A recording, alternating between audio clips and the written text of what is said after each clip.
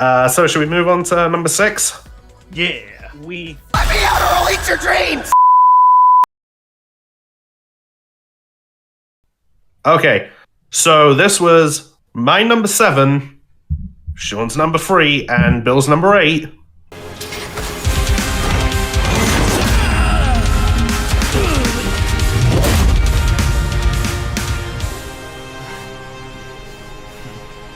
Still standing?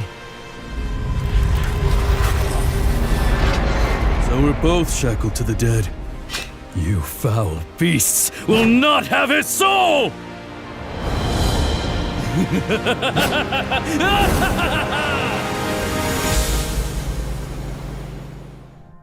Really? I had this the highest? As it turns out, yeah. Not what I expected. So, wait, did I have it the lowest? Yeah. Okay, wow, that's surprising. The Guts and Dimitri fan has it the lowest. Yeah, that's what I'm saying. I thought Bill would have had this higher. Okay, now again though, I do want to be clear on this. It's still an 8.5 out of 10 on my list. I never actually mentioned my Bill vs Discord. Yeah, Bill vs Discord's 9.5 out of 10. Again, I just want to be safe because I know some people might look at a ranking like, wow, it's only number 8. It's like, look, it's just on the ranking list. Obviously, in terms of like ratings, it's a good episode.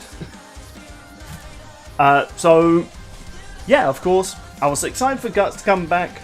I was a little annoyed though, so again, I've already said in the previous parts why I don't like it. But of course, and I saw Dimitri, I was like, who's he? He's like, oh, he's a Fire Emblem character. Wow. Fire Emblem's getting into Death Battle finally. So many years asking.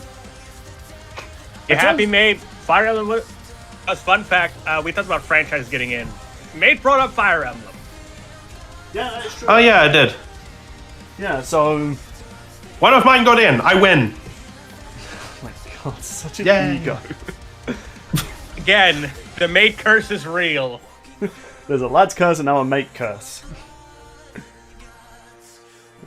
Okay, so yeah, I have it as number 8 because there was just a lot of really good episodes this season. Like, let's just say if we never had the next 7 episodes, well, I mean, we've talked about some of them already for this ranking, but if it was just like from Guts vs Dimitri versus the other ones, Guts vs Dimitri would be my number 1.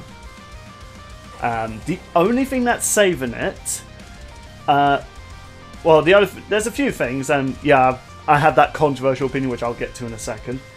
I got introduced to Dimitri, really good character, and I liked it so much, I actually did get the game for it. I got the wrong game first. I got a What If spin-off game, which is like, it was like a war game. Oh, you got engaged.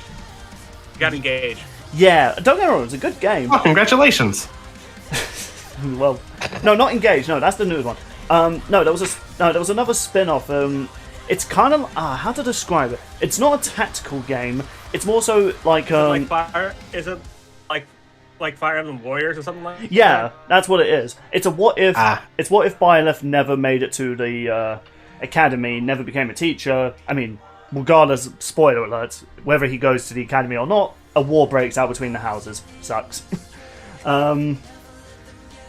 But eventually for Christmas, my family actually did get me the actual game for the Switch, and I am in love with it. And of course, you can probably guess which house I went for.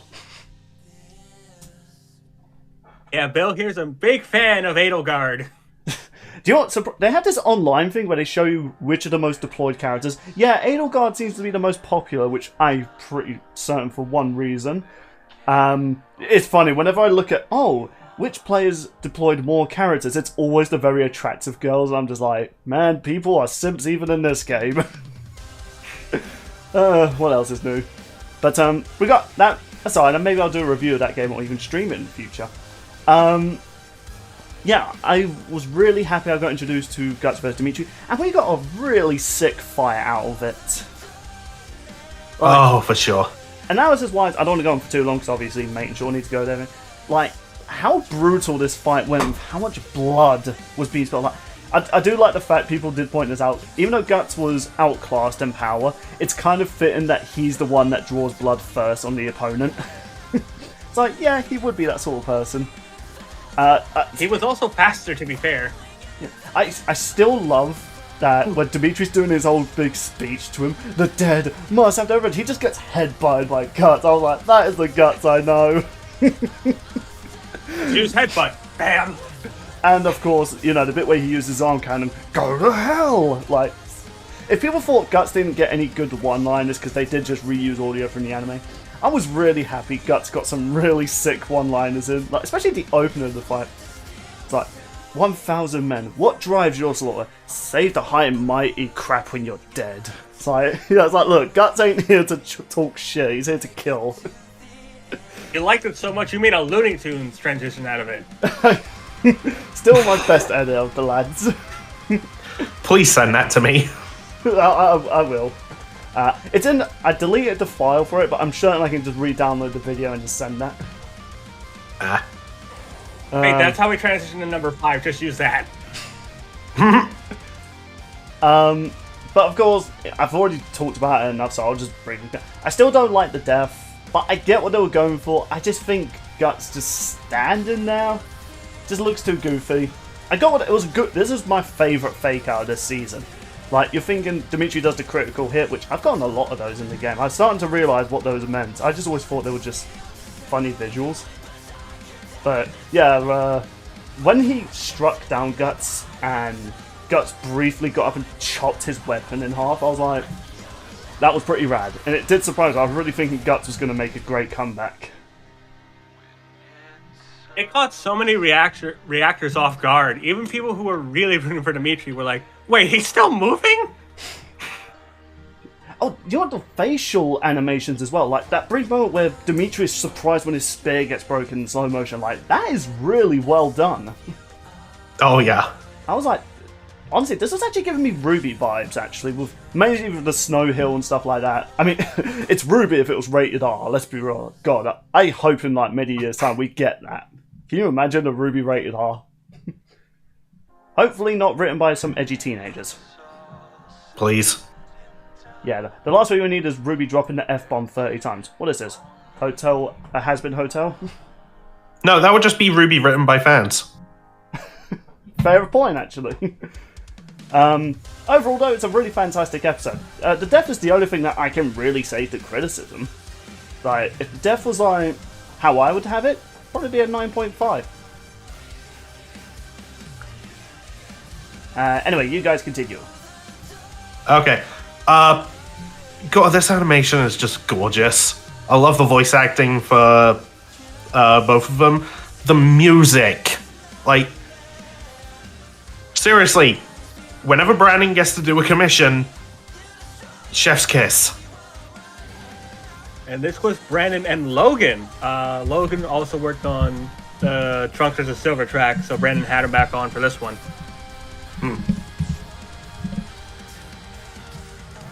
Yeah. Oh, and that scene, like, in the fire, where Guts is being tormented by that beast, and Dimitri's hearing the voices of the dead. Like, that's such a cool moment. A little messed up, but cool thing to have happen in the animation. Because I already know everything that's going to happen, Dimitri faints this death out, I'm playing through the story. I haven't got to the bit where he goes crazy, but there's like some really good foreshadowing. I'm just there like pulling my shirt like, ooh, I know what's happening. Like the slow build up to when he becomes he's so nice in Three Houses. Like, I'm like, oh, you're so sweet and honourable and nice. You're training children. I just know what person you're going to become. Yeah. I mean, if you choose his house, though, he gets a good ending, so it's like, Yeah. just not the Oh, and they brought that up in his analysis. Just like, doesn't go well if you pick a different house, though. Apparently he dies in both of them. And I think Bill was laughing at that at first. Yeah, after I've played the game and I've gotten to know so many of the characters, I'm just there like, oh, I'm sad now. Seriously, Three Houses is a really good game. Like, if anyone hasn't played it yet, I recommend it. It's really good. Yeah. I'm also hoping that this does open the door for maybe some other Fire Emblem characters to get in, like any of the ones that are playable in Smash. Lucina and Edelgard, from what I hear, are on the radar. Yeah, I think Edelgard's requested to fight Kylo Ren. To be honest, after I've played a little bit of the campaign and seen what Edelgard is like, I haven't played her house, so I don't know her full character. But honestly, I'm starting to see where the story's going. It's like, okay, yeah, I'm seeing the theme of Kylo Ren. Yeah. And Lucina versus Groval from Pokemon Mystery Dungeon.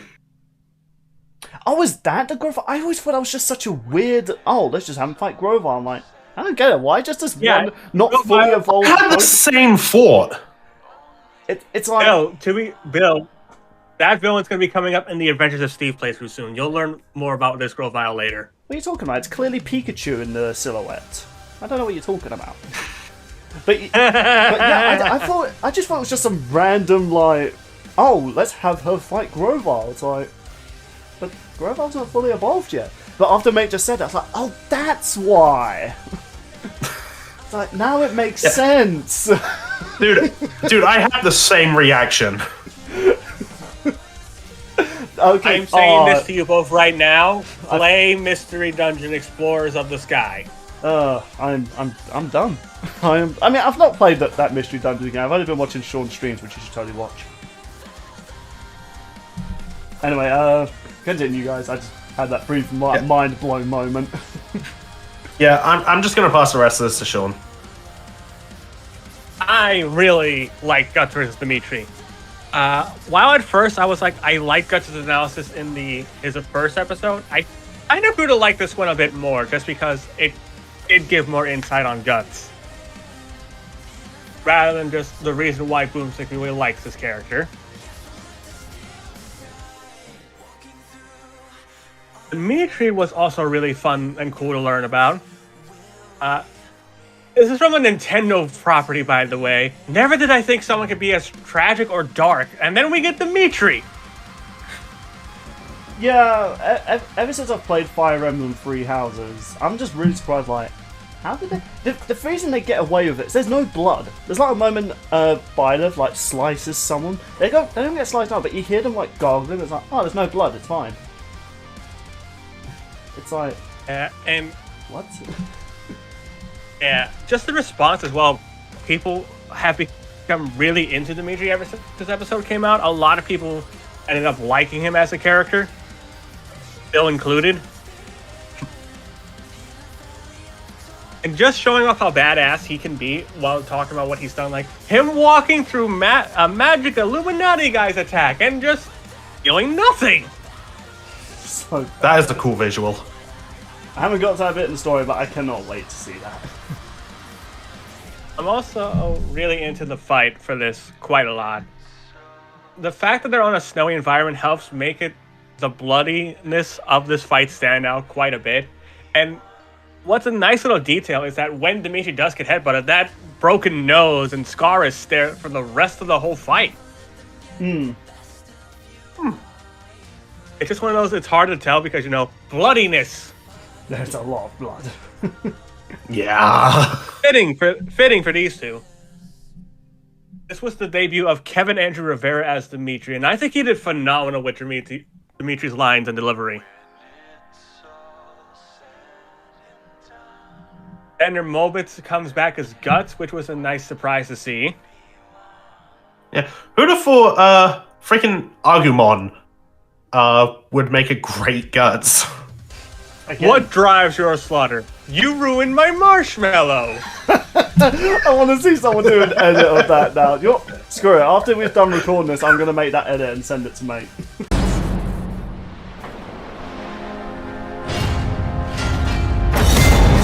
100 men strong. What drives your slaughter? You killed my marshmallow! I'm sorry, that's a new one. Please do. Yeah, while Sean continues on, I'm actually just going to download the video.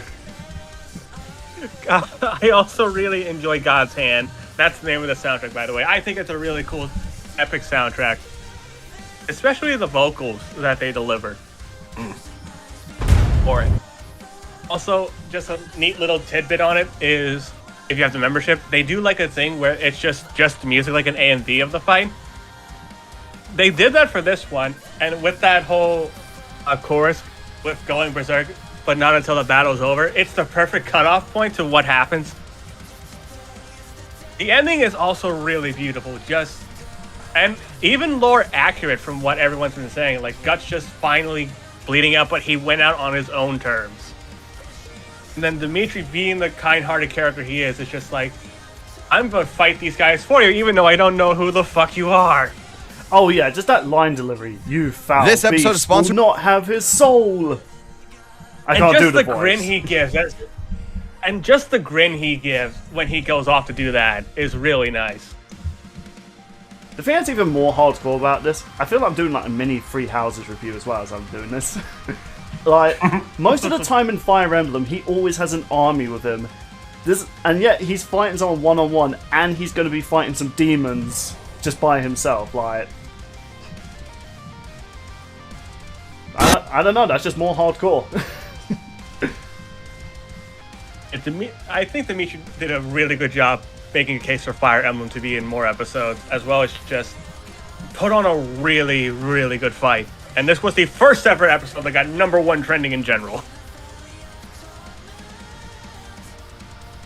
My god, this episode's fantastic, is what I'll say to end it all. For sure. Alright, so we ready to move into the top 5? Here we go! Let's go. Okay. So, at number 5, we have my number 3, Sean's number 9, and, appropriately, Bill's number 5.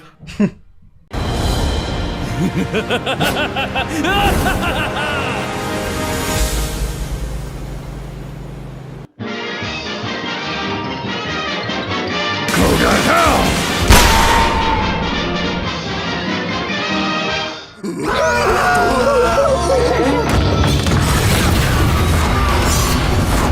Stupid dogs! You made me look bad! What's her? Ow! Ow! Ow! Cut it out!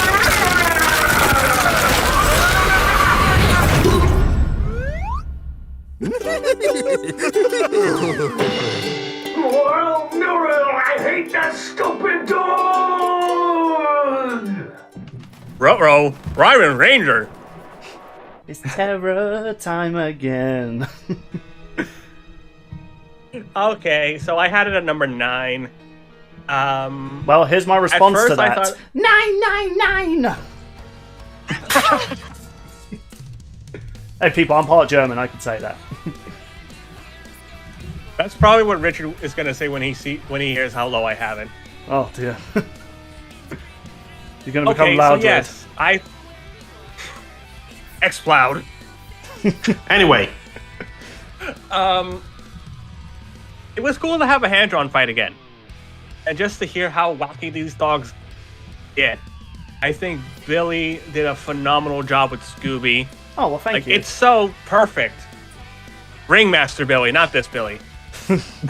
Little do you know, we all bills are the exact same bill.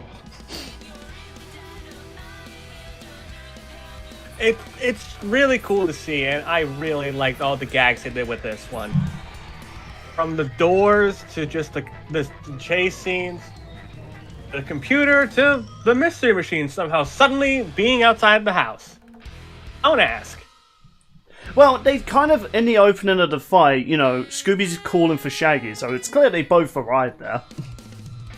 yeah. I mean, he's going to have a hard time explaining what happened to the mystery machine. Yeah. Also, just what happened in general. Actually, no, would this is have kind of higher- normal at this point for Scooby-Doo's crew. I mean, Yeah, I fair. suppose. The whole mystery thing really worked well as well. Like the gags in these cartoons kind of worked. It's just that A, there's just a lot going on during the analysis. B, I feel like the soundtrack with the fight probably should not have had lyrics. What? Hold on. I'm in the middle of editing that joke, but now it's like, hold on, I need to pause this. Hold on. I think I need to mostly listen. because I like the ambience. I like the vibes the ambience gives off with the track when it's the mysterious vibe a bit more than like when it picks up during the chase. Honestly, Okay. That's what this fight mostly feels like. It's just a majority of a chase scene. Alright, well, I'll let you keep saying your piece and then I'll chime in and, once again, I have to counteract your argument. Yeah. Also, I love the fact that we got an Asura's Wrath reference in here. Nice. I think if it wasn't for the fact we had another hand-drawn fight after that, it would have been better, but comparing the two, it's night and day for me.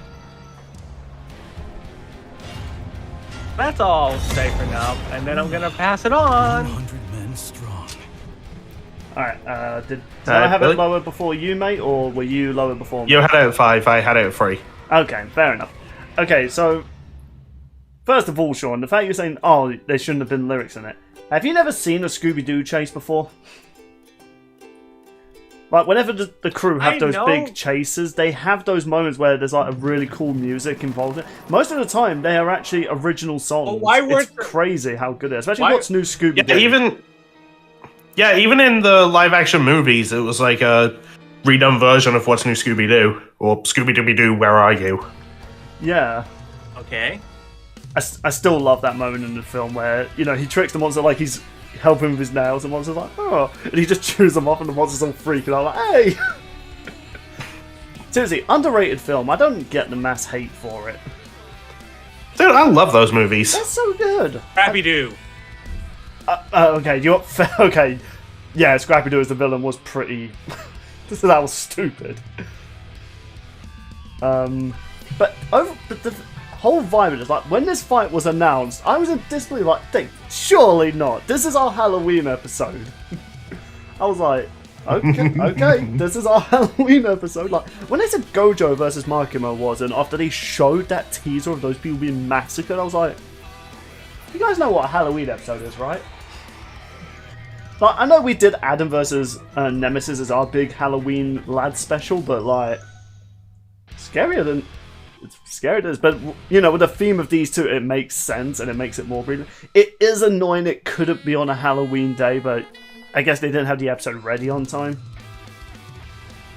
Yeah, just one of those unfortunate. It was announced on Halloween though, or near Halloween, so it counts. And the visual gags are so brilliant. One, they did that whole door gag with them running through different doors and then coming out another door. But then there was that moment where Courage is opening the doors and they're saying horrifying, which happens in the show. At Columbo cameo, didn't expect that, but like my reaction is my favourite of that episode. It's just I couldn't commentate because I was just too busy laughing. Oh, and there's one more thing. My family are actually surprised I know what Columbo is. It's just like, I don't live under a rock. And I'm still going to be surprised when they eventually bring Columbo to Death Battle.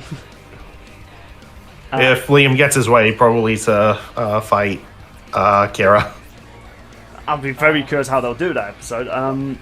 Most people, no, it's Columbo versus Light Yagami. People just call him Light, not Kira. So, alright, well, same dude.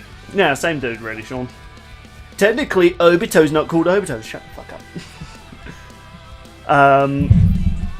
But the other highlight Sean brought up, like Scooby-Doo, like, okay, do you know that little bit at the bottom of the video where it has like most watched moments?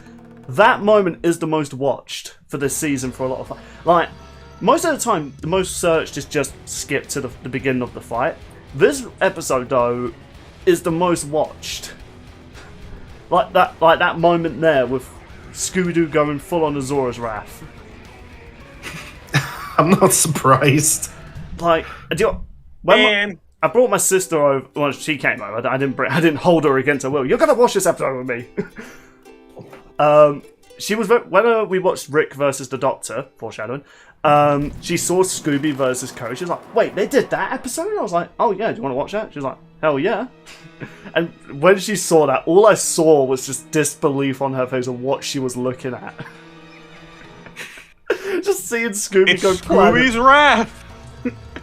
And also just Scooby-Dooby-Doo! Like, a demonic Scooby. There's just so many things I didn't know I needed until now. Oh, it's a fantastic episode. 9.5 out of 10 for me. But Mate had this higher, so let's let him bring out more highlights. Yeah. I just want to say, I finally get to talk about this episode with you guys. Yeah. Yay! Let's fucking go! Hang on, where's the thing? Right here. Anyway, we don't have enough time for that. Let's move on to the next one. No, go ahead. Oh, fuck you. Best response. No, you God. You can just delete you from a. Oh yeah, shit, he's editing. I don't have power anymore. Someone should make that meme. You know when Thanos in the Death Arch trying to snap away darts, right? That's me when I'm on Mate's videos. It's like, you have no power here.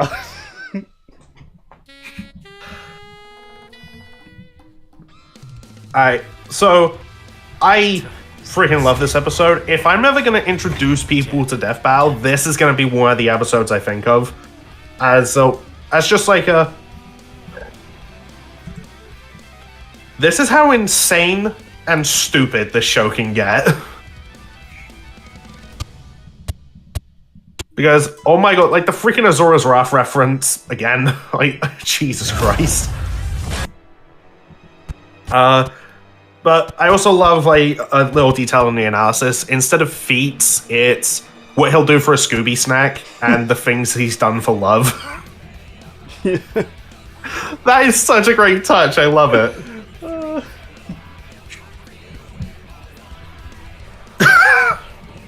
I just saw what Sean posted.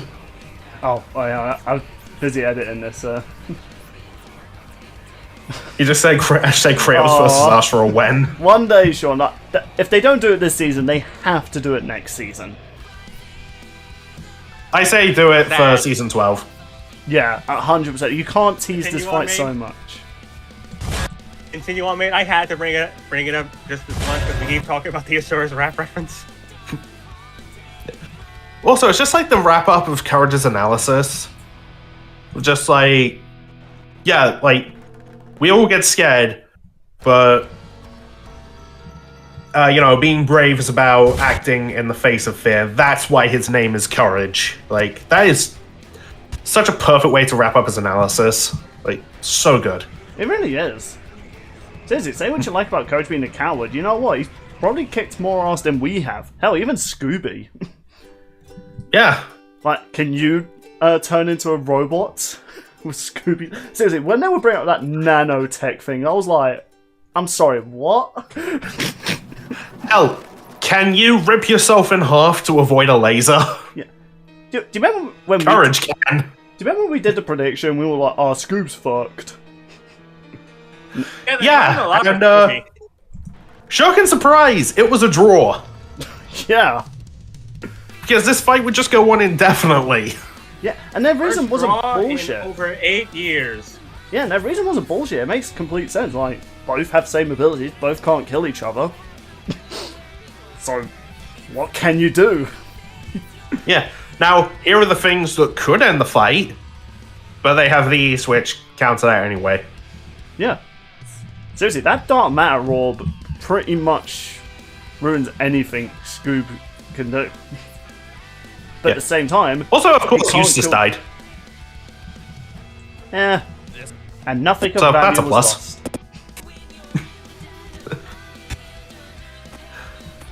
lost. It's just the way Boomstick built him up is like the most evil villain in all of cartoon history. Not inaccurate. No, it is not.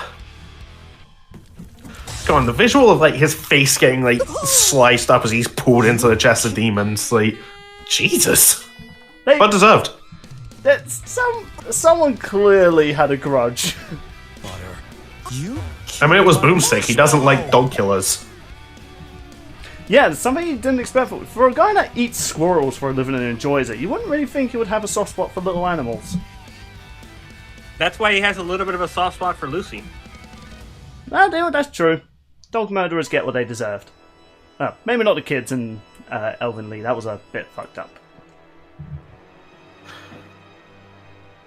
So anyway, back to the dog battle. You killed my marshmallow. Okay, this is a small thing, but the clip they used for this battle between man's best friend wouldn't end. I love that clip. Just the dogs barking through the fence opens, Yeah. they just chill. Just like, what? It's like, I'm gonna fuck you up. No, I'll fuck you up. Okay, here's the door open. Oh. Well, this is awkward. Oh yeah, and the brief shot of like the poll that they did for Community Death Battle, that it was even as well. Yeah, I missed that on my first watch, and even just like the text, apparently you guys thought so too. And to be honest, I thought this would receive backlash on my reaction. Surprisingly though, many people are like, no, we accept this. We don't have to see a dog die! Let's go! Yay! We'll kill Dan Hibiki a few times, but you know what? We draw the line at dogs.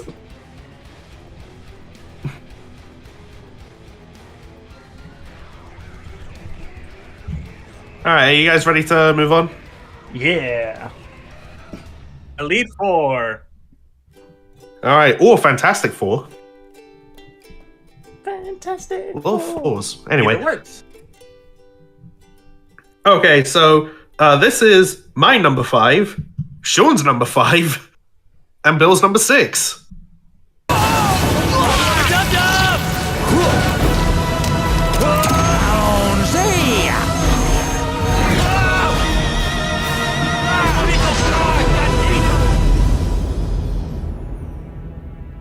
Quite impressive craft, Morty. You built it yourself? I guess so. Then you've got a bright future ahead. Don't be a cynic. Morty, if you forget me, I'll haunt your ass. Who the fuck are you? Damn, I was kind of hoping if we all had it at number 5, That it would have just been be number funny. 5, but Oh well. yeah. Second time we've nearly had 3 people pick the same number. So close. Number 4 is not bad. Bill, you had it at number 6. Yeah. Oh yeah, so I guess I have the lowest. So man, it's kind of awkward because all the other episodes where we discuss like that are very low, we kind of have to give our criticism why it's so low. But it's like the only reason that I could. Okay, I will say this episode's only a 9 out of 10 for me. So Scooby Doo versus Courage just comes slightly above it with 9.5.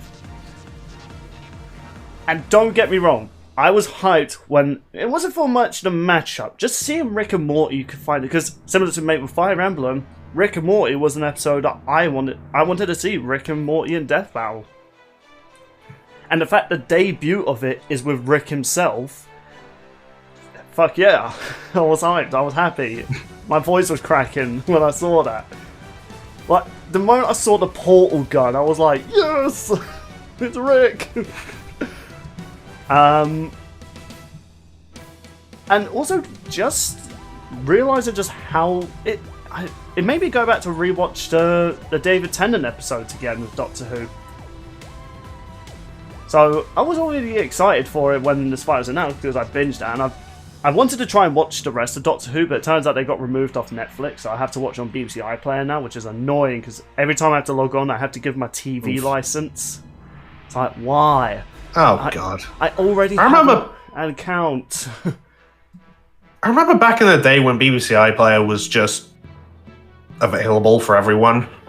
It is available. Yeah, you need a TV license. It's so stupid. BBC iPlayer was just that way. Like, oh, did you miss out on a show? Look it up online, and you have a few days to watch it. Like, it's a simple program. ITV still do it, so it's clearly working.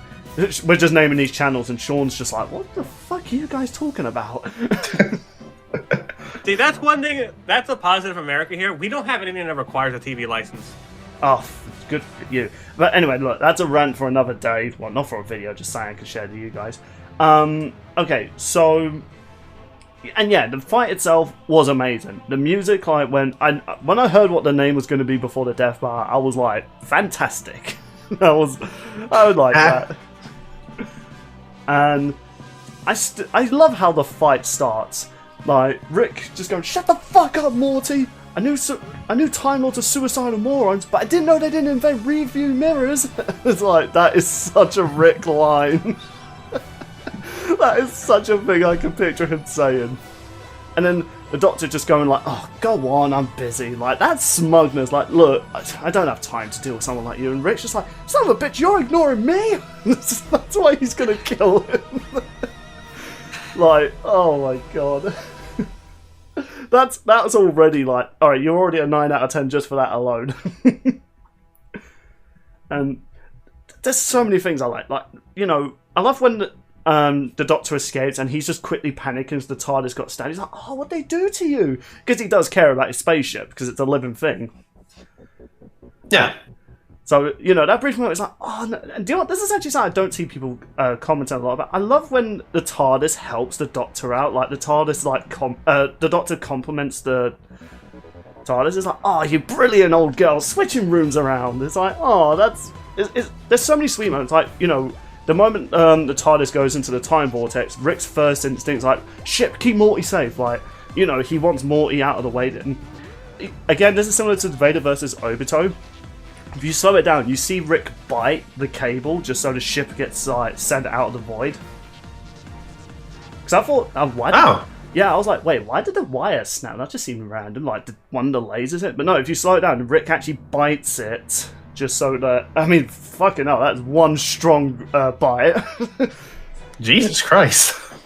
But yeah, like, Rick's first instinct is like, right, I need to get Morty out of the way. And, you know, the Doctor complimenting the TARDIS, you know, like, they both get, like, 2 moments of, like, wholesomeness. Like, you know, Rick's saying to the Doctor, like, "My grandson won't die like an idiot like you." It's like, yeah, man, they really nailed how much Rick cares for Morty. You know, just the Doctor, like, panicking when he saw the TARDIS got hurt. And then when the TARDIS helped out, he's like, "Oh, you brilliant old girl." Like, you know, just little moments like that I like. I like little wholesomeness like that. Yeah. Yeah, it's really good episode. It's truly felt like we've had Death Battle episodes where they're crossovers, but let's be real, sometimes it feels like I don't want to say they don't feel like crossovers. No, that's wrong. That's stupid. But I'll take that back. But I feel as though this truly felt like a real crossover. Like the animation, the music, and of course the voices. Like I mean, the Morty voice does get a bit weird at the end of the episode, but the start of it with him and Rick and the Doctor, I really thought they got the original actors. I'm happy that I called it was going to be Liam. Ben, I don't want to go on for too long, because I'm sure you guys have some highlights. So, who had it lower next to me?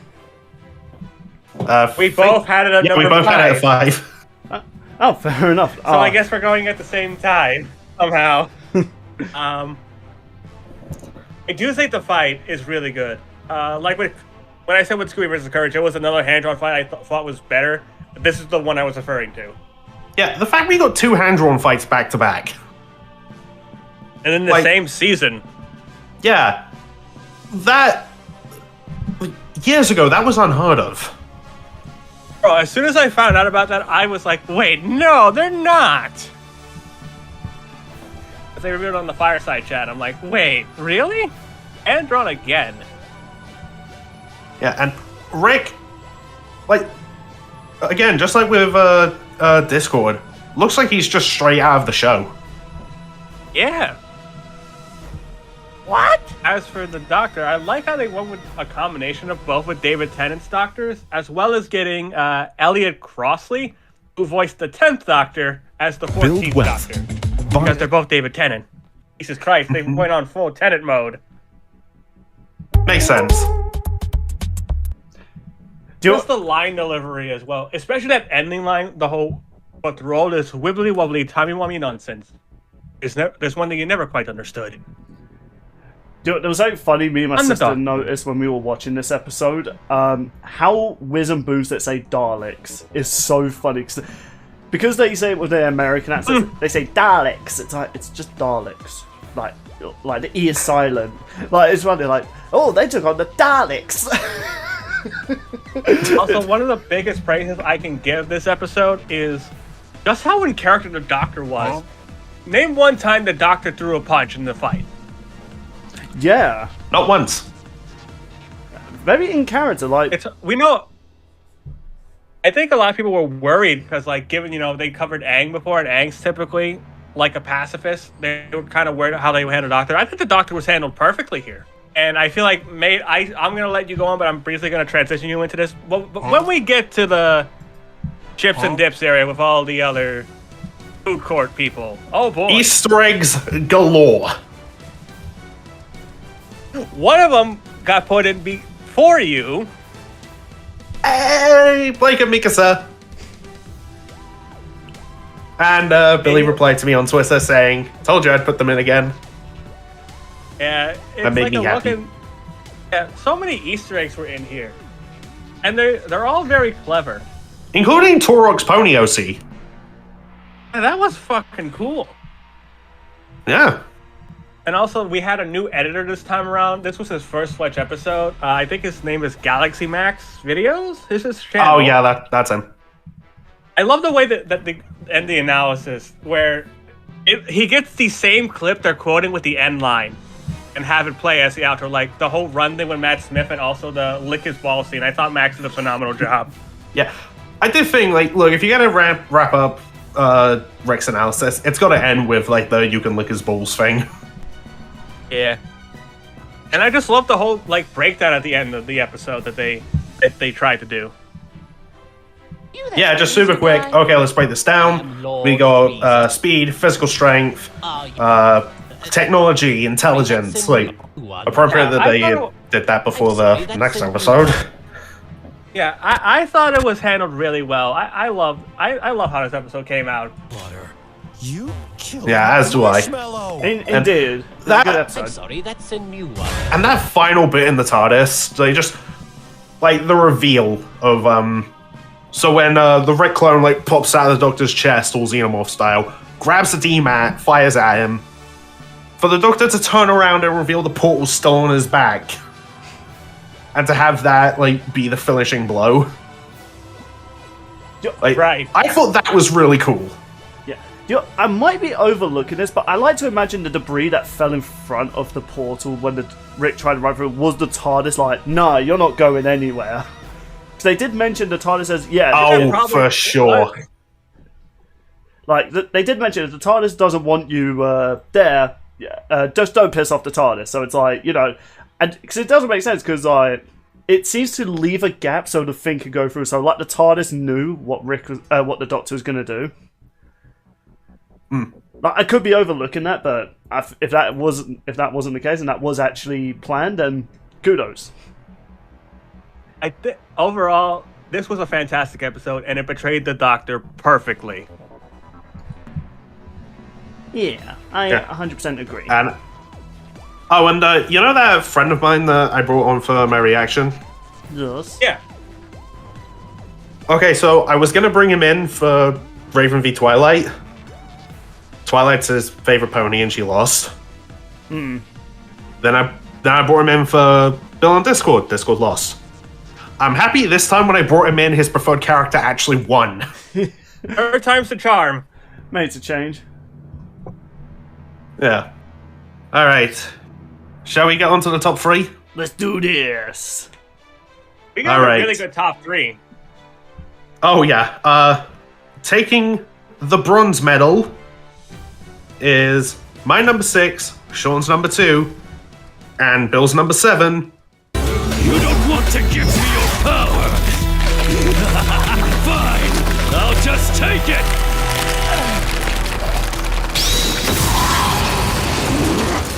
Good idea.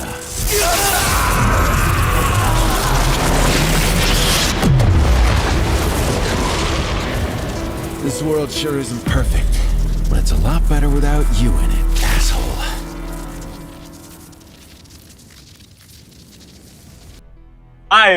Let's go, baby. Yeah. I'm happy it made it into the top 3 for you, Sean. It's not my number 1, but goddamn, it wasn't really close. This episode isn't perfect, but it's a Bill- lot better than last place, assholes. Ah, I had to. who had it lowest? Was it Bill? Yeah, it was Bill. Yeah. All right, start us off then. Right, though I do want to make it clear though, this episode was an 8.5 out of 10, so I ranked it on the similar levels Guts versus Dimitri. And, you know, to give an idea, I've ranked this higher than previous episodes of characters I'm familiar with. So, yeah, I got in. So, realistically, I got introduced to Alex through Turok's stream of the game. And I didn't like him. He's an early 2012. Was it 2012 or like early? It's not 2000s. Prototype came out during the PS3 and early 2010s. Yeah, late 2000s. I think Prototype came out in 09 or 08. Yeah, a very edgy character, and I do think like he hasn't aged well in terms of like his personality. The twist that he's actually the virus. When I saw it in Turok's playthrough, I was like, damn, that's actually a pretty fantastic twist. You're not actually Mercer. You're just the virus that consumed the evil Doctor. It's like, that's kind of amazing.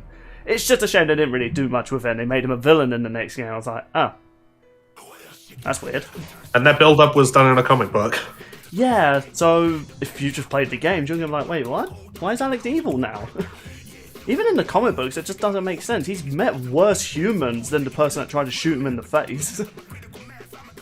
It's like, oh, you nearly destroyed all humanity, you nuked the world, but you know what? They're still good in humans. His missus shoots him in the face. Well, you know what? Humanity sucks. They're gonna die. It's like, really? That was the last straw? It's like, wow. Talk about short temper. I'm just picturing, like, you could be even more petty. You're like, oh, honey, did you get the grocery? No. Fuck this, humanity dies. Okay, maybe it's not on... Maybe that's not on that sort of level. I'm sorry, honey, they didn't have whole milk for sale. I'm sorry it's 2%. But Cole, when Sean brought up everything about him, I was like, okay, Cole actually sounds like a pretty cool character. Okay, I hate to do, I will start with my negative this episode. I hate the whole, oh, we're finally doing this episode, even though these characters are so irrelevant. I'm sorry, when was the last time Elven Lied was relevant when you did Carnage versus Lucy? When was the last time Soul Eater was relevant when you did Venom versus Krona? Hell, when you did Goku vs Superman, when was Dragon Ball relevant at that time? It's like, I don't know, that line just felt really weird. It's like, if by that logic... Ironically, that Death Battle kicked off Dragon Ball being relevant again. Yeah, funny enough. It's... Oh, hell, Dark Souls 1 and Skyrim. Okay, Skyrim has been recently re-released on with an update, so okay, maybe that one doesn't work. But Dark Souls 1, we haven't had another Dark Souls since 2016. So, yeah, I just don't like originally I thought, it's a bit of a weak line, but I don't know, after hearing Turok's reasoning, I do think it's kind of a petty line. Luckily, that's the only line where they're being petty about it. That they mostly spent their time insulting their bad writing, which I did kind of like the fact they did bring in a lot of old quotes. And Boomstick doing that when he meets his evil clone, he goes, "Well, that just happened." Oh my god, who wrote this shit? Because I was like, because I really thought like, are you really gonna do that joke? It's like, oh, okay, I see what you're doing. Okay, that is such a that is a lame line in anything. It's similar to when the characters do that, as you know, to give exposition, not expedition. So, you know, the fact they made fun of that line but still used it, it's like, okay, you know what, I'll give you credit for that. But of course, the fight itself was fantastic. It's a shame they didn't keep in the screen, which if you've seen some of our videos, people, I might have used that screen. Oh, yeah. I might have used that screen in some of the Among Us videos. If we get our soundboard soon, can that just be a noise we get on there? Just the Cole scream? Just anytime we don't like something. But also, yeah, Inhuman music, fantastic. Yeah, I've been listening to that more and more, and I freaking love it. Have you guys seen that? I think I've either sent you guys that meme or you guys might have seen the one where it's like a crying anime girl's like, "Stop saying dumbass things, you don't know what you're saying." It shows like the Chad Cole with the music lyrics. You sent me that one. Yang sent us one for another soundtrack, which we're going to get to later. Yeah, it's so funny. I love it. But the highlight for me for the fight, because I don't want to go for too long, because I know Sean probably want to talk about it. I love the moment when Cole gets impaled and he he gets the electricity. He doesn't use that to heal. He just prepares weapons. It's like, mate, you've been impaled. I can see your stab wound and you're still fighting. What a badass. But also, I'm a sucker for villain versus hero fights. Like, it's so well written with like Alex trying to torment Cole into becoming evil or sharing his power, but Cole being the hero, he's like, how about no?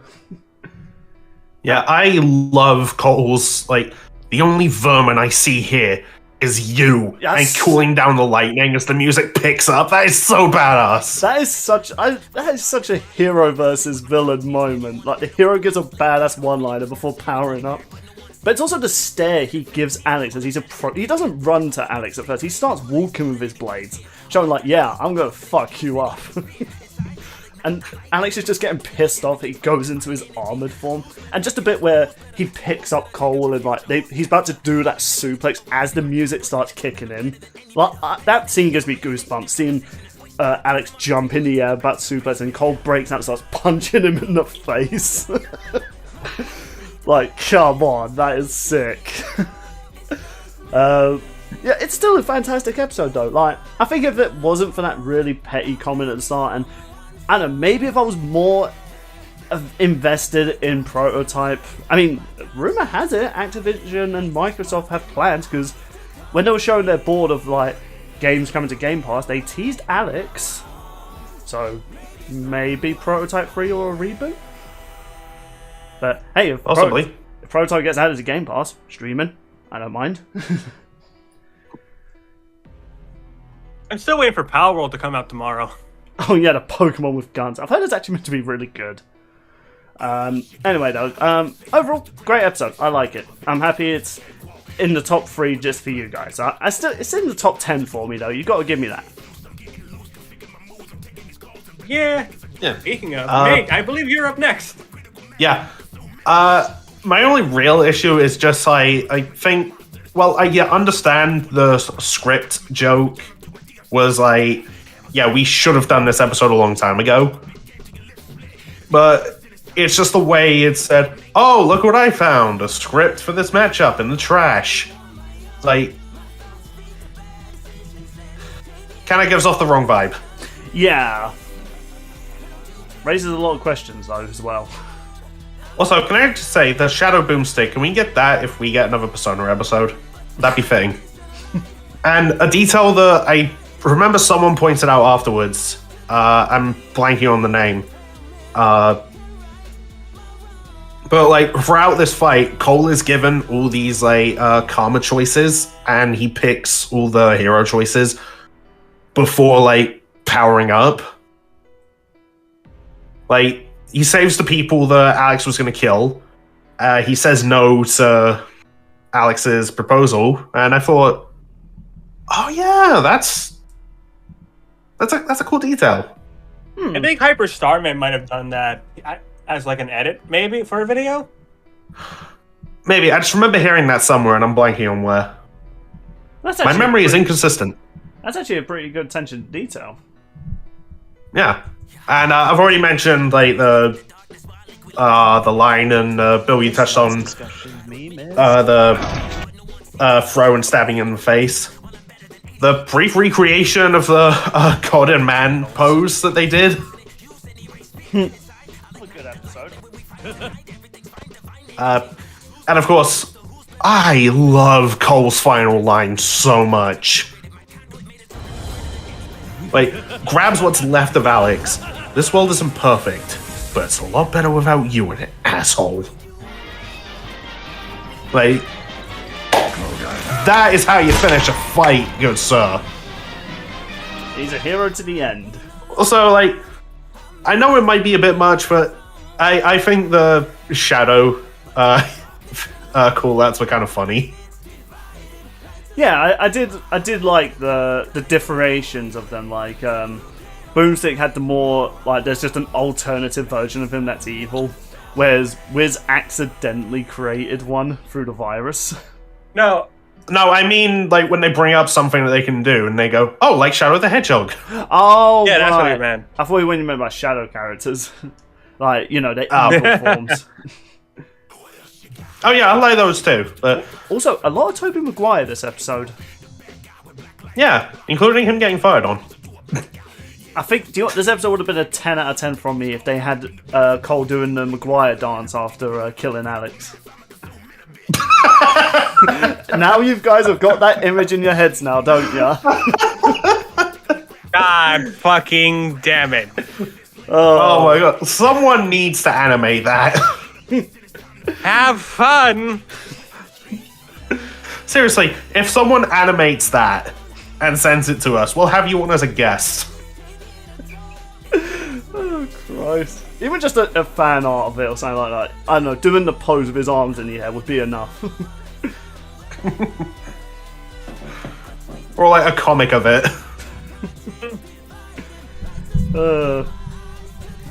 We have fun. Yeah. As was this episode. It was. It, again, like with Galactus v Unicron, it was just so good to finally see this episode happen. It took 69 years, but we got there. Nice. Oh, that's another thing. Like, just the brief boomstick face.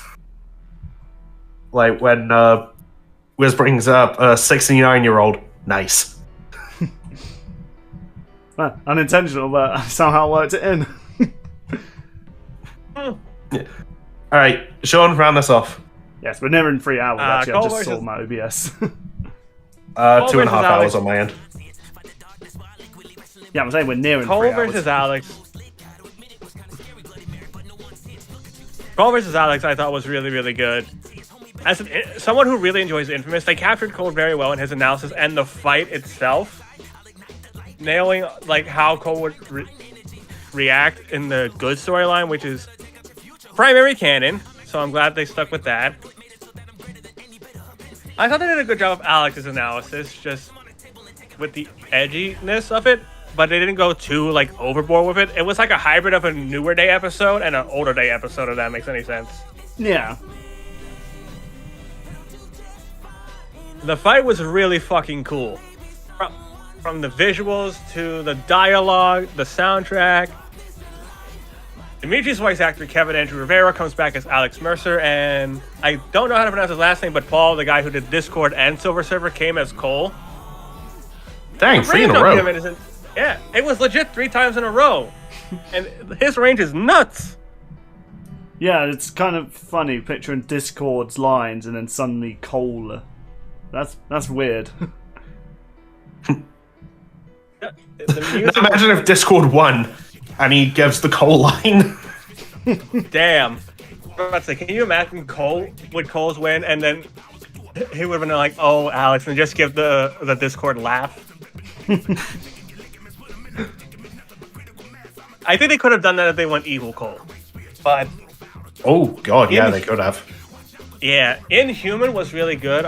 I'm glad we got Swatch and Omega Sparks to come back for this one. And I also like the little violins in there to like hype up the lyrics and just when it picks up when Cole delivers that line that absorbs the electricity, fucking badass. Oh, yeah. You did your Dark Souls And- voice there. Oh, yes. And just the way you can see when he's punching Alex in his armor form, it does no effect, which is exactly like in Alex's video game. Another nice attention to detail. Yo, the And evil the laugh ending of Alex that fight- gives as well. Like, we didn't talk about that. Like, yeah, Alex's evil laugh. Like, I love it. Man, Kevin did a phenomenal job of Alex. The ending was phenomenal, and almost everyone was cheering on for Cole, unless your name is Freelancer Amber. Oh, she's had it rough this Oof. season. Yeah. Yeah. I feel bad. Sorry, Amber. You bet on the wrong horse. Quite a few times. 16 to be precise. I know, odd. Yeah. She got some wins. She got some, yeah. She started off great. She started off good at first, but then like after Vader Obito, she kind of fell off. The ending of that fight is just beautiful. The line, just the shot of just seeing the destruction that was accidentally caused by their fight. Really cool. And I kind of hope that if people really like this episode, that maybe we can bring in another infamous character. I know Delson might be on the radar. Maybe. I know Korra's a popular opponent for him. Right. Yeah, I was happy with Korra's episode, so I'm fine with them leaving Korra. They can give someone else. I don't know who else Delson could fight, though. All I know is that I think this was a great episode. It was so worth the wait, and I'm glad it won the 3D ballot, and I hope other people really enjoy it. But we got 2 more to go through. Let's do this. All right, runner-up. Funny enough, these 2 episodes tied. Really? Oh. But I have a feeling I know where this is going. But 2 of us put 1 higher. So, our runner-up, taking the silver medal. Save this world, chosen warrior! Bring the fire!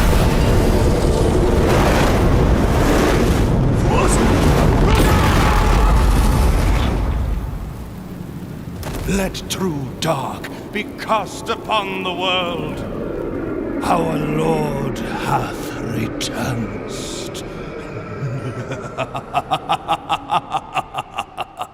This was my number 1. Wait, hold on. I'm actually kind of confused. So, are you saying they both have the same points? Yeah. Yes. I'm totally down for them just both having the gold. Do we want to just talk about the one that got higher ranked last then? Yeah. Yeah. fair Okay, enough. so Dark Souls vs. Skyrim. This was my number 1. This is my number 2. No, this was your number 3. Was it? Oh yeah. Yeah, 'cause your 2 Obito- was Vader v Obito. Yeah, oh yeah, because originally I had Dark. Yeah, I was remembering my old list for a moment there. Hey, look, if this was your number 2, then this would be our number 1. Yeah, so I completely forgot, like, because of the... Well, we already know what number 1 is. Yeah, because of that episode, it went down. So, May, you had it at... 9. What, 8? 9? 9! Okay. This season Damn, was hard mate. for me to decide, okay? Fair enough. Damn, mate, the disrespect. Dude, disrespect. I thought this episode was great. I get you. I'm just making a joke, but my joke was like, I get you're salty that Dragon 1 beat Yang, but come on, man. Oh, for God's sake. It's just a joke. He's gone hollow. I even told you it was gonna be a joke.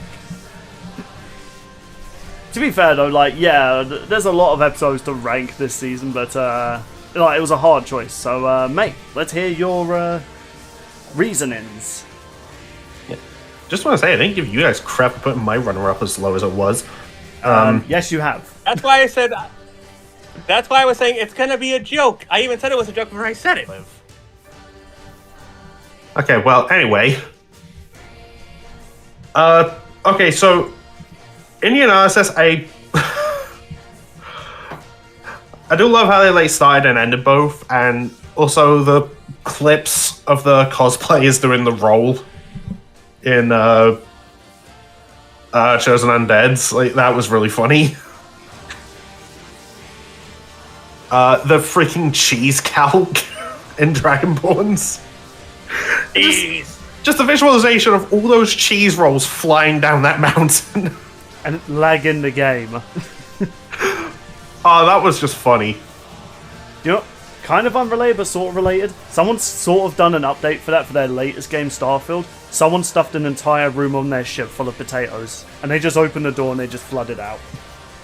Oh my god, that sounds like Sasha's dream come true. It's, and it doesn't lag. So they've definitely updated.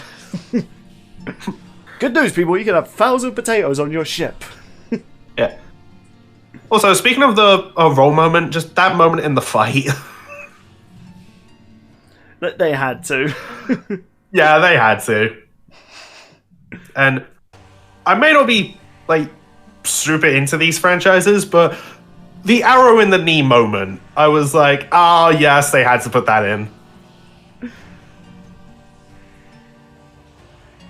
I just love how, just epic this fight gets, and look, the choir that was in the soundtrack.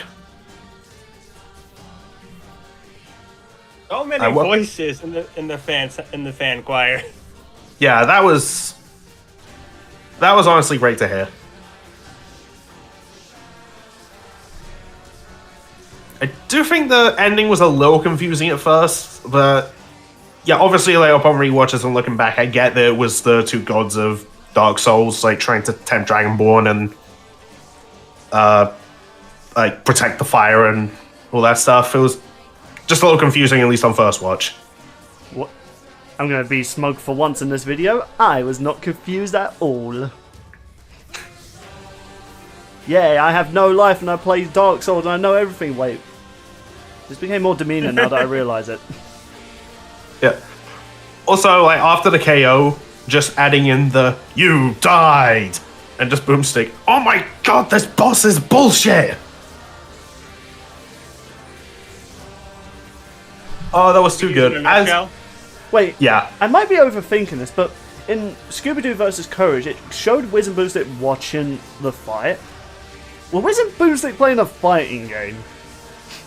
Like, was Wiz the Dragonborn and Boomstick the Dark Souls character? No, I think Boomstick was just playing Dark Souls and he kept dying. Yeah, it's just making me realise something like that. Maybe I'm overthinking it, but it's like, man, the video game characters have no free will in all. Like, they just get played by Wiz and Boomstick. That is sad.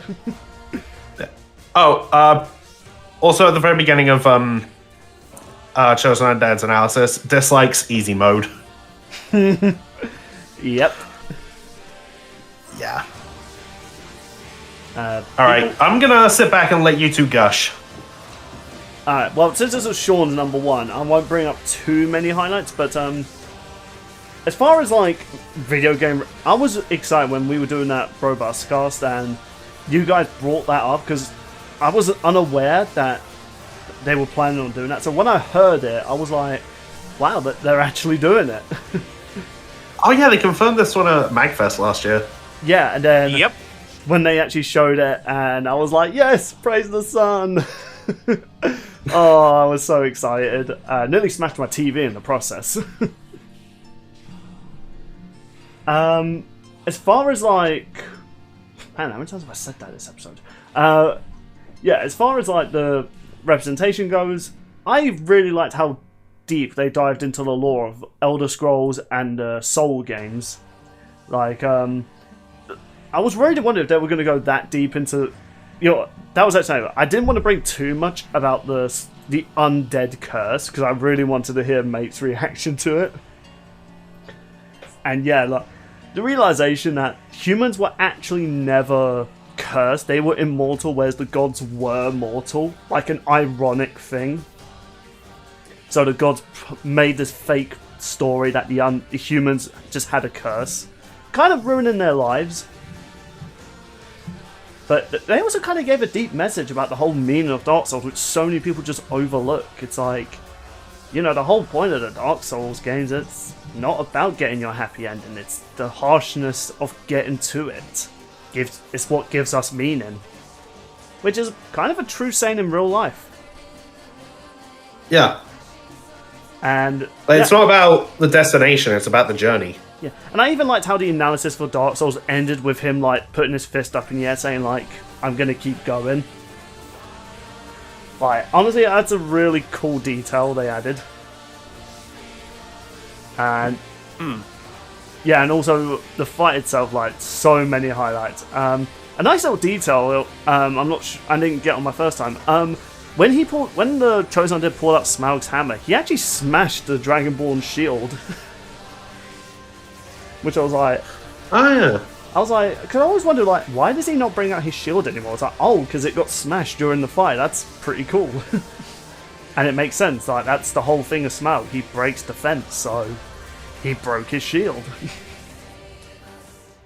I also just love the moment when he summons the dragon, and at first Chosen Undead's like confused, like, huh, I didn't do anything. Dragon appears, and he just turns around, like, oh. Like, oh, that's what he was doing.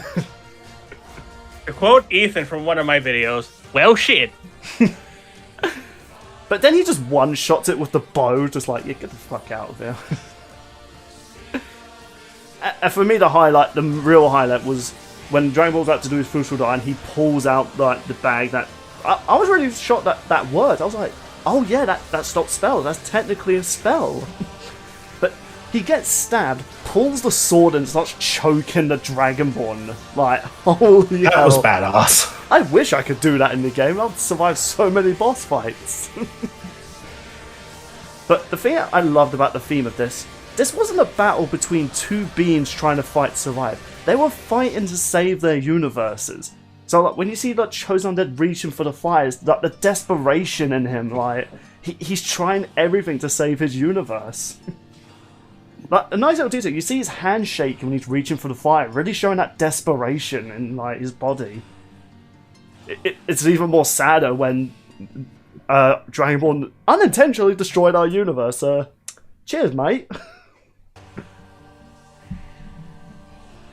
Yeah, it was a really fantastic episode. Before the other episodes came up, this was my number one for a while because there was just nothing that was making. There was nothing else that was surpassing it. And I still say this should have been the premiere.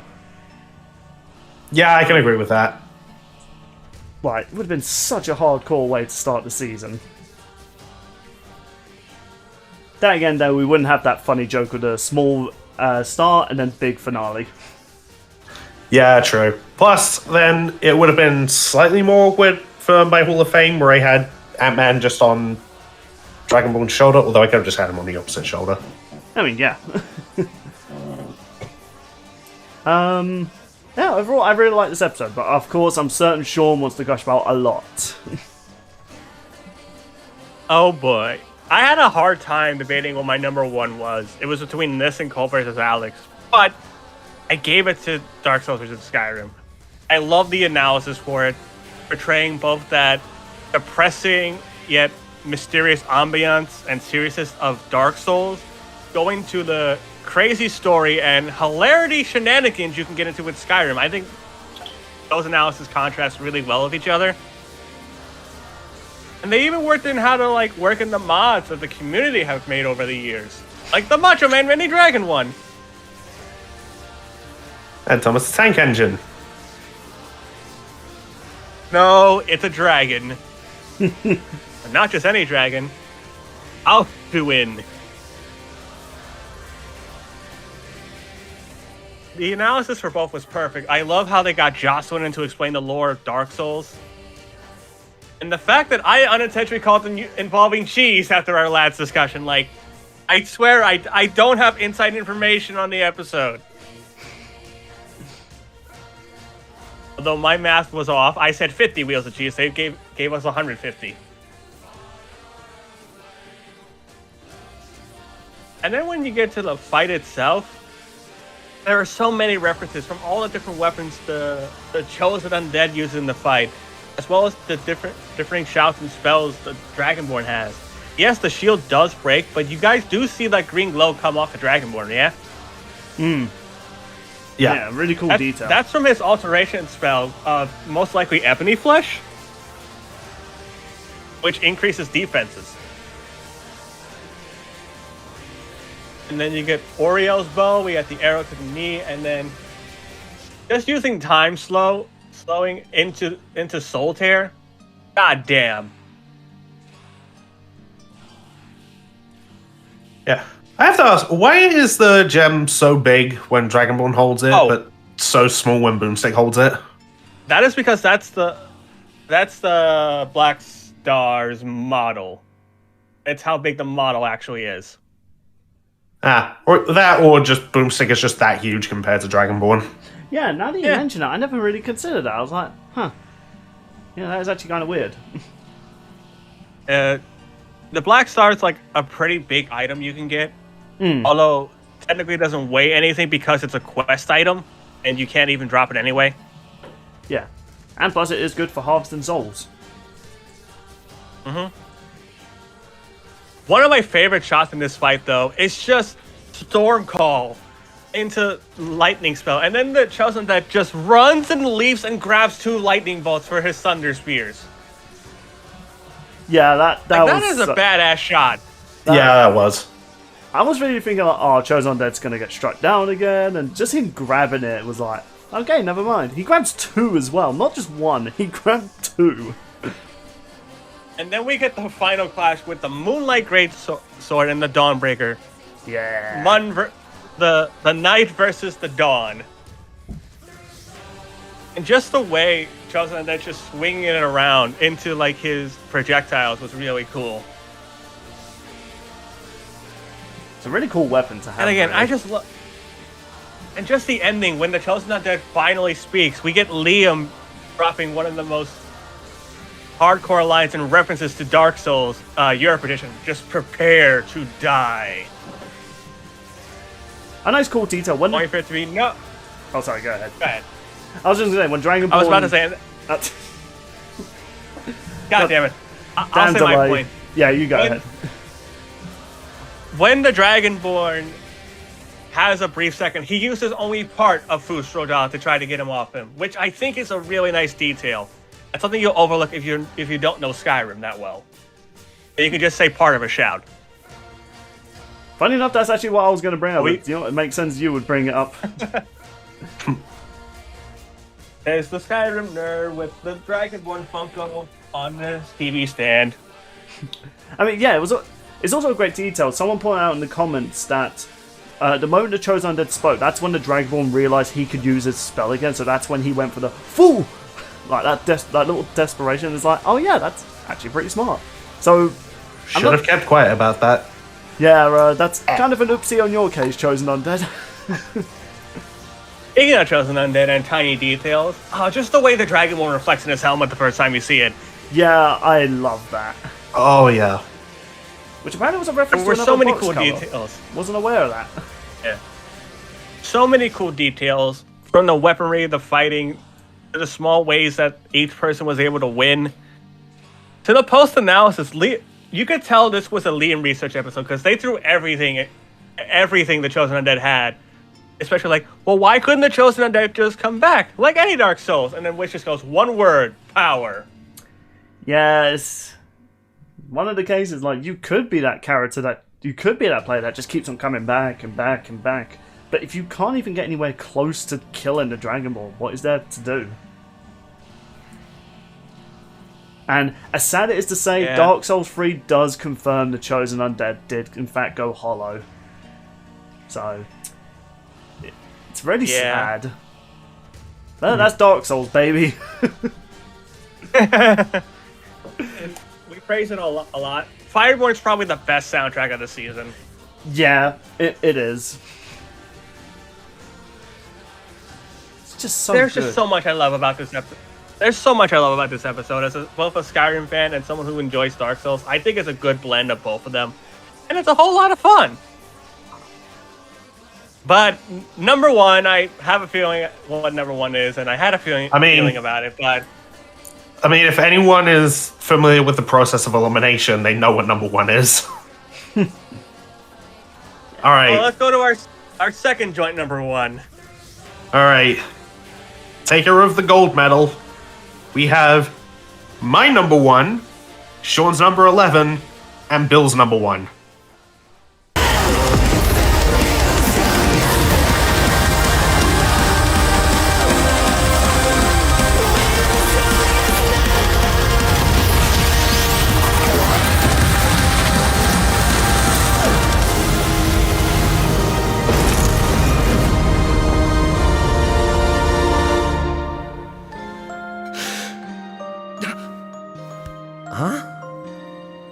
Darn it. Almost had me there. That was actually pretty fun. Yeah, it sure was. But I'll be stronger next time. I look forward to it. Let's go again. You're on. Yeah. Or ones, technically. I'll be honest. Oh, yeah. I'll be honest. I feel as though, you know, with how they're both the same score, I'm happy to say, you know, Skyrim vs. Dark Souls is also number one. I wonder how many people are going to get pissed at me because I didn't put this in the top 10. I mean, you're not really much of a Goku and Superman fan, so it's like, can we really get that mad at someone that's not too into these characters? That's fair. It's just the fan base. Like, so many people put this as number 1. I think there's good reason, but I guess with how we've been doing this, I guess Sean has to go first. Yay, I get to start off on why I have this at number 11. I think the fight itself is phenomenal. The voice acting, the music, all that's fantastic. Even the post-analysis, I think, is really well done. The analysis themselves, not so much for me.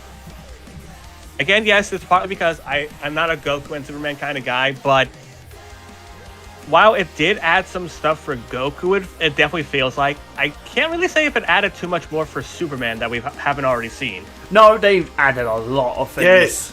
Yeah, they added stuff. That It didn't feel that way for me for some reason. Well, none of the episodes talked about, I don't know, he got sent to a universe where there was no sun, he caught a glimpse of a sun, and flew across the galaxy just to punch a man that was creating a new multiverse. Which caused another reboot. It's like, I am not familiar with this story. I think it was cool, though, that this time around they were like, we're going to do everything we can for these two to give, just to make this, try to be as definitive as possible. It's just, the beginning analysis just couldn't really hook me on to either of these two, which is fine and all. It's just, they're not characters for me, and so just a few designs. That's pretty much why I don't have it as high as other people do. But the positives I do have, I feel like the other lads can explain this as better than I could, so let's pass it on. Did you? Okay, so Yeah. I guess we both talk at the same time, really. so analysis. I love how they snuck in like just how they were created in there, kind of like what they did with 2. Thought that was a really nice touch. The cutaway gag where they bring up Senzu Bean's recovering limbs, like just Wisdom Boomstick looking at their prosthetics. There we go. I was searching for the word there. And just going, they're missing out. You know, it's only now just occurred to me that, both Wiz and Boomstick both have, like, body parts missing. I don't know, I know they had this, but I just never clocked it, like, they both have something missing.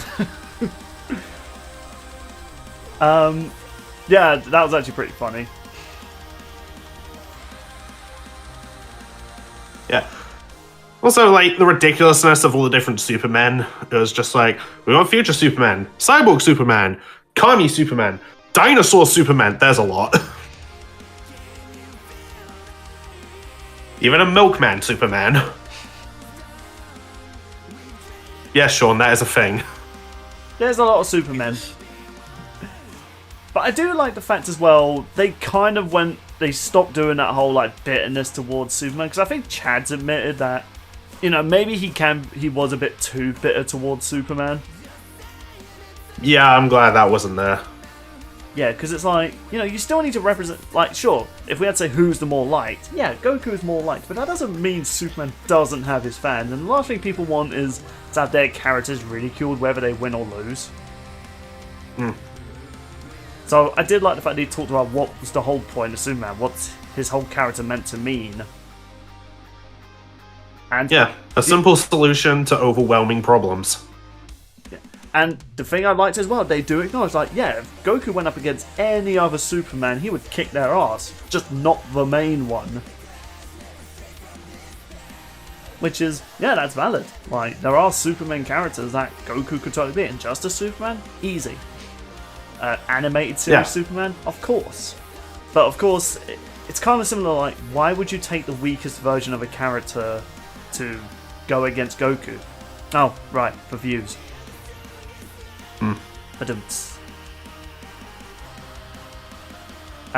Also, just how they wrapped up their analyses. Like, just about what they're both about. Just how Goku shows people how to go even further beyond, which I love the callback and the thumbs up he gives. And just, dude, the way they hype up the World Forger feat. Yeah. Like, I love that, honestly.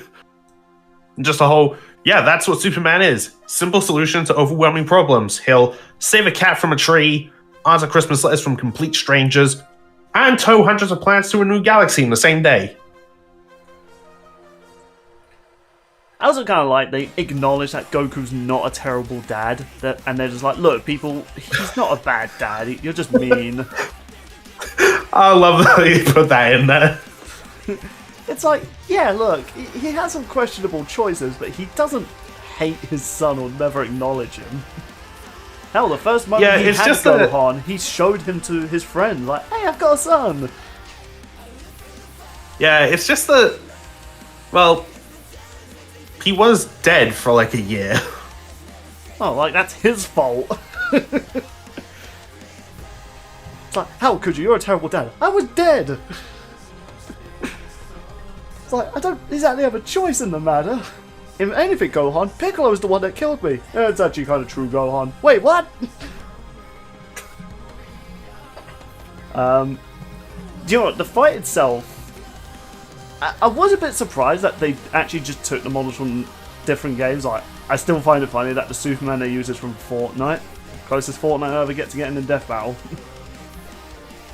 For now. Yeah, unless they bring in the character next season, then this is going to look very dated. I mean, they've talked about doing Composite Goku and Composite Ryu, and they're both from Fortnite. Oh, Jesus Christ. They have, haven't they? Although I think they touched on maybe they just wouldn't do that because then they would just scale to each other and just have the exact same stats. No, fair enough. Which I understand. But They did it as a Death Battle cast, and the only reason Goku won, fun fact, was because Mike was like, whoever can beat this man, and it was Prometheus from Jump Force. I'm like, yeah, Jump Force decides a winner. Hey, you didn't win the Lance debate, but you know what? You got that. Yeah. I think the fight as well, like how they represent Goku and Superman, the fact they're just having a sparring contest. So good. Like, this little moments, like, you know, when they clash, nice little reference to Dragon Ball Fighter Z. And even just, I love that moment when Superman goes to punch, Goku just pats him out of the way, and Superman's just like, well played. Like, he just looks over like, okay. And just a little giggle that Goku gives. Yeah. Superman accidentally blowing up the moon, and you see his eyes go wide. It's like, just oops. And the anime like sweat drop. But then it goes to the moment when, you know, Superman quotes that really popular line from the animated series, like, a world made of cardboard, and, you know, he shows that. I didn't even notice. Superman punched Brainiac so hard, different versions felt it. I was like, what? Yeah. That doesn't make any sense. Hell, there's probably like a good Brainiac. That's Superman. He defies physics. I mean, yeah, apparently you can't even erase them from time now. I was like, what? I mean, it makes sense. They can resist the Omega beams, but it's like, so you can't. That explains why Dr. Fate hasn't been able to do that. It's like, they fought multiple times. I'm just like, Dr. Fate, why don't you just erase him? It's like, oh, fair enough. He can't. Oh, they can travel through time as well? It's like, what? It's like, man, Kryptonians are OP. And people say Omni-Man and Invincible can beat Superman. Get the fuck out. I've read the Invincible comic books. Omni-Man is not beating Superman. No. A little funny thing I like to imagine with the Brainiac thing. I like to imagine there's like a good Brainiac out there who's like donating to charity. He's like, here you go, children. He feels the punch. He's like, oh, motherfucker. And the children just looking horrified. Sorry. But it's like, if other versions No, he's just... There's probably a good one. No, he just looks at them as just like... Oh, like, you haven't said worse while playing online games. Everyone's just like, yeah, it's true. The death itself, I've heard people conflicted. Not the fact they don't like the fact Goku won. Except one individual, because he's, you know, still stuck in the past. Hold Wait, on. Goku won that episode? When did that happen? No, I meant like fans were sad that Goku didn't win, Oh, okay. but like people were split on it because we don't actually see Goku get destroyed. But I think it's a good fake out because it shows Goku's still okay. But it's like, did he win? But then it shows the halo and Goku just goes, ah, darn it. That was cute. Not the death, like just him going, ah, darn it. Yeah. Also, I just think like the build up to it was just epic. Oh my god, it was so good. The music kicking in, the Kaioken and Superman like flying to all the suns for Goku just to go finally, because he realizes he's finally given it his all. Dude, you could tell me they got Sean Schemmel, like, to just say finally for this episode, and I would believe you. Yeah, he was really good as Goku. The moment when, you know, Goku's depowered and he compliments Superman's suit, and Superman, of course, you know, the good reference, he goes, oh, thanks, my mother made it. It's like, come on, that is wholesome. And the thing that's even crazier, this episode is more lights than the other Goku vs Superman episodes. Even Dragon Ball fans are coming together to say, we can accept this. It's like, wow. Like, when I went in to look at the disc, I was like, oh, it's probably not going to change. No, I think currently it's only got like 5,000 dislikes. Which I know sounds like a lot, but compared to like the 100,000, it's like, that's pretty small. Like, Yeah, man, talk about glow up from the first episode. right? Fair. Like, the controversial episode this season is Vader vs Obito. Which, it's crazy, when Goku vs Superman was announced, already people were like, oh no, this is going to be controversial. Us I think, included. no, even the team said that it's a controversial one, Yeah. like before it was announced. I do like the fact, even a lot of YouTubers now that did rant on this episode, I do like the fact many of them have gone back to reactors like, you know what, it's not perfect, but this is a great representation of these two characters. So yeah, there are some, I've only seen like 2 individuals that are still stuck in like 2015 that are still ranting about this episode. Like, you wanted an episode that represents your characters well, this is it, regardless who won or lost. Yeah. Also, like, I was one of those reactors who was just constantly like, why, when it was announced. But when I watched that fight, and I still remember the first time, and it's in my reaction, like, the moment Superman's flying through all those suns, Goku is charging out the Kamehameha, it took so much for me to not yell Kamehameha as well. Yeah, it's such Like, a just good a lot. moment. So you can see my arms move into position, like, ready to do it. But I was like, okay, no, calm down, dude, calm down.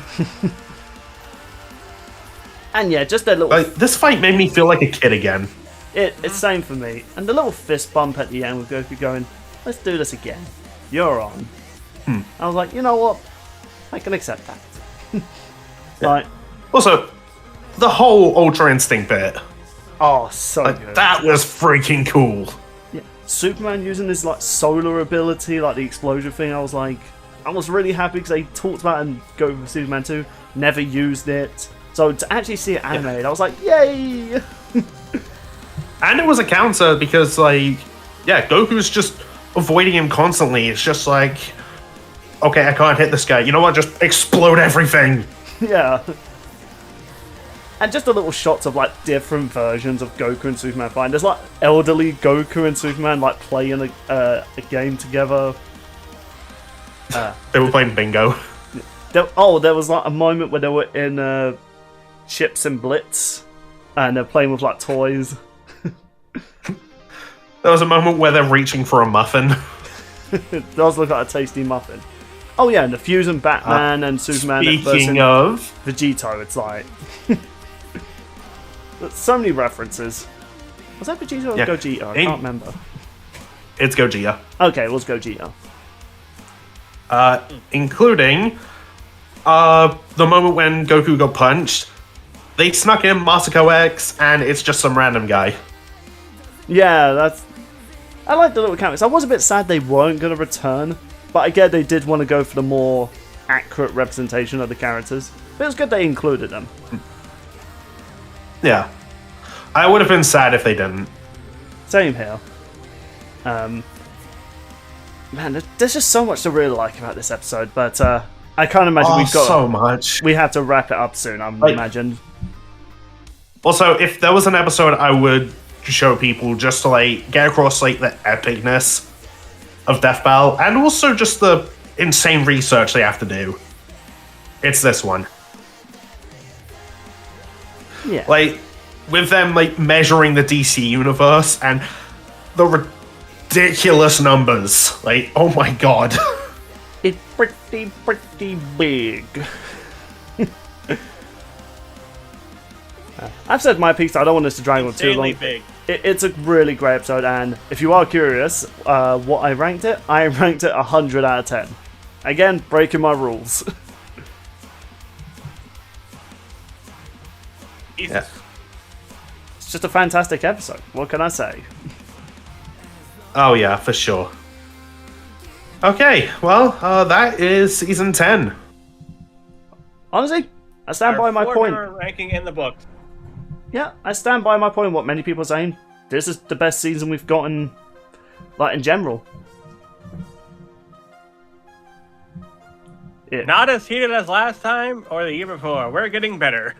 Yeah, it's definitely up there for my favorite. Yeah, it's brought in matchups people wanted.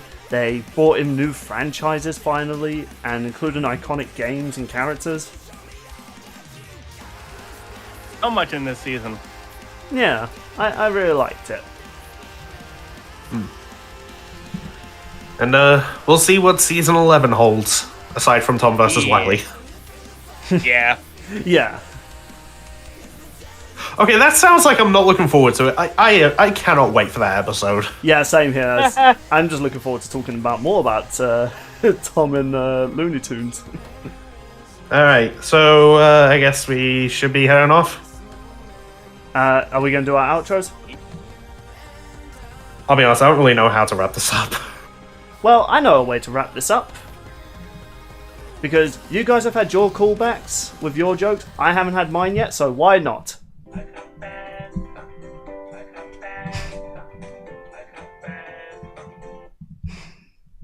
I am going to mute him real quick on my end. I recommend you do the same.